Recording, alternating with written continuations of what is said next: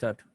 Hey everyone, Srimaya here. Hope you all are doing well. I'm a personal transformation and mindfulness coach. I help people to have a very calm and cheerful life while achieving their goals through personal transformation using mindfulness techniques. And most of my courses are open for people in the age group of 25 to 45. And today, actually, I would like to discuss something which I have been. The questions on which I have been receiving a lot from many of my students, and that is about calmness. So, as I told you, some of my students are in the age group of 20, 25, and some of them are also in the age group of 40, 45. So, some of them are starting the career while some of them have already gone through some experience in their life. And either way, people are still struggling to find calmness in their life. And trust me, I was there, I have been there, I have lived that life. And I can't say even today that I've got 100% calmness, but I definitely was able to achieve a lot of calmness in my life using few concepts. And I'll be sharing those concepts with you right now. So if you're ready to learn those concepts, just type RTL in the comment box wherever you're watching. So when we try to understand calmness, okay, we have to understand what is the difference between happiness and calmness. Do you know anybody knows about the difference between happiness and calmness? So let us do a simple Google research. Okay, so if you search happiness in Google, it talks about the state of being happy, satisfied, cheerfulness. Okay, but when you search calmness, you will see that it talks about the state or quality of being free from agitation and strong emotions, the state or condition of being free from disturbance or violence activity. So see the difference between happiness and calmness. Most of the people confuse these two. See, your happiness or satisfaction or joy, these are all short term. But when we are talking about calmness, we're talking about a long term calmness, and calmness has to come from within. So the easiest definition that I can give you is that while your happiness is dependent on events and people and things, your calmness actually depends entirely on yourself. So that's the first thing that you need to understand. So let's try to record it. Okay, let's try to understand what it is. So number one thing is that calmness comes from within. Okay, that's the first thing that we need to understand. The second thing is that how can we bring calmness from within? Okay, so calmness, or I would say quality of thoughts,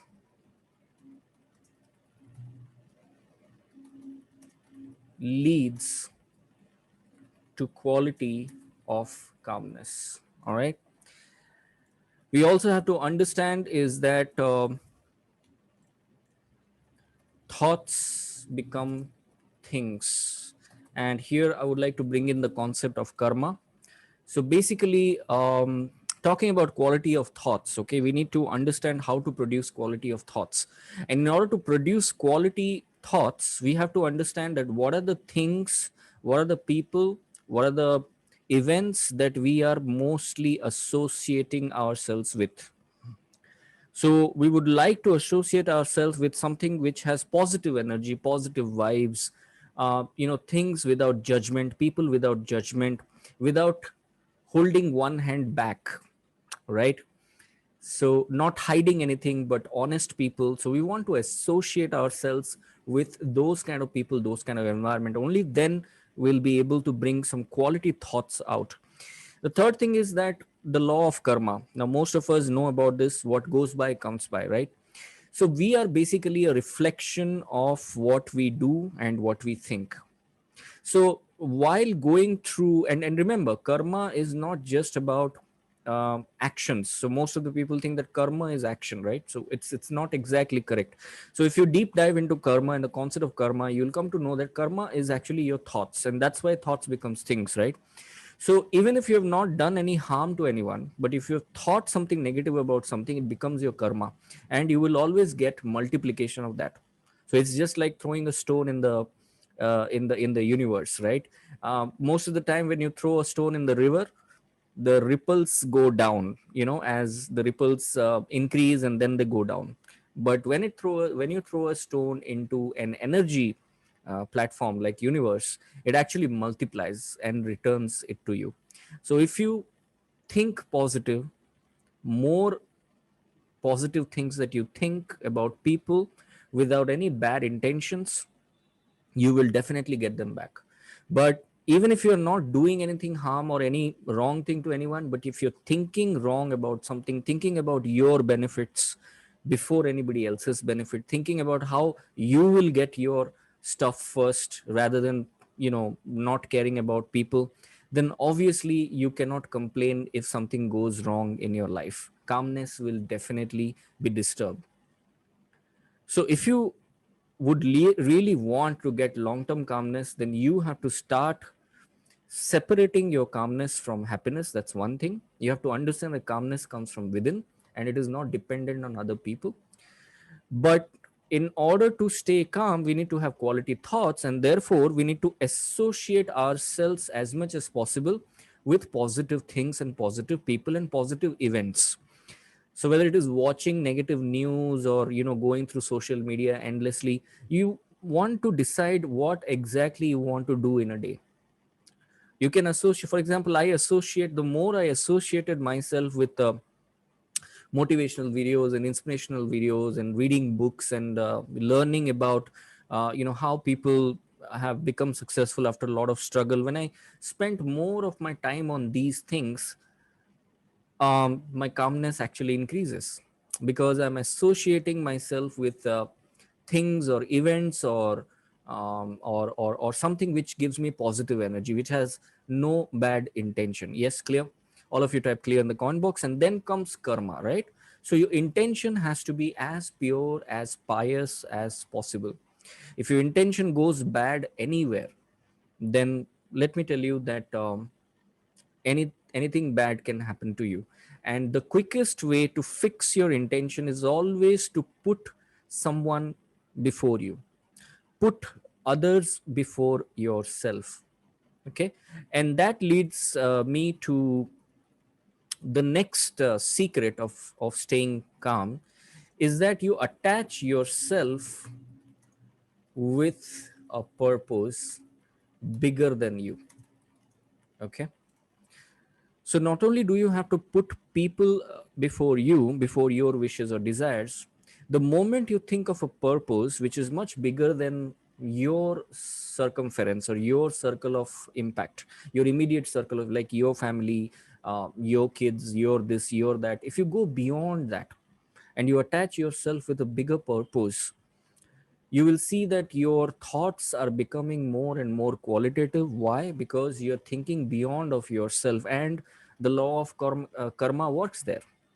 Yes, you will get returns after that. Now, you can't see anything overnight, you can't get calmness overnight. Remember, it's a thing which comes from within. Happiness, yes, you can get it overnight, you can get it any second you want. You can just shut down this video, go to another Bollywood song video or Hollywood movie, and you will get calm. You'll be very happy, right?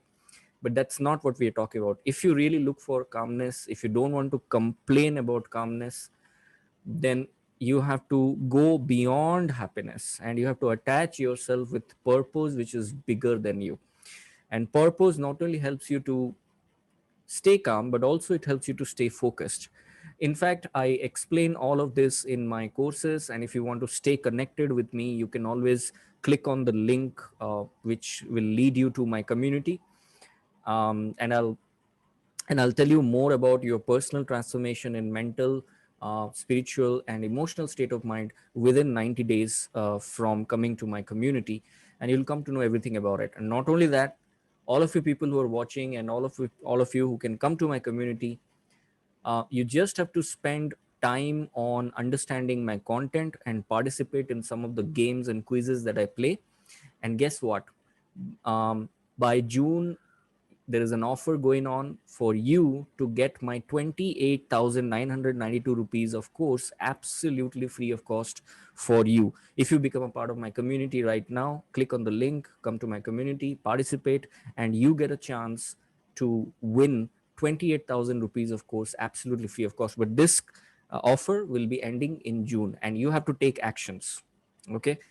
Now, the last but not the least about calmness, which I would like to tell you, is a very quick solution that reduce, the quickest way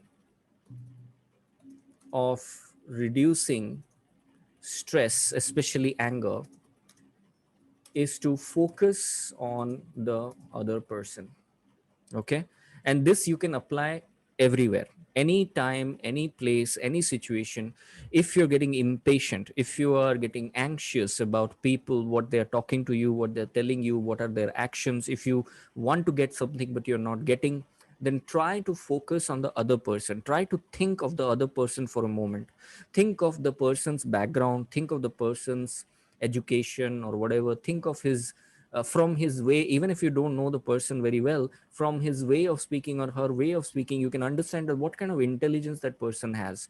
So if somebody is not as privileged as you, and by privilege I don't mean money or financial situation, but I'm talking about knowledge. If somebody is not as knowledgeable as you, not as experienced as you, not as intelligent as you, because of many situations in his or her life, you cannot blame that person.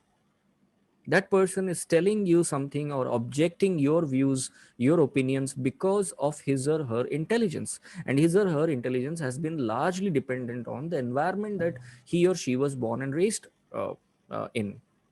So we have to forgive that person, and we have to convince that person in a different way. Instead of resisting uh, or blocking the person through, or being defensive or offensive, we can sort of flow with the person and divert the person's mindset.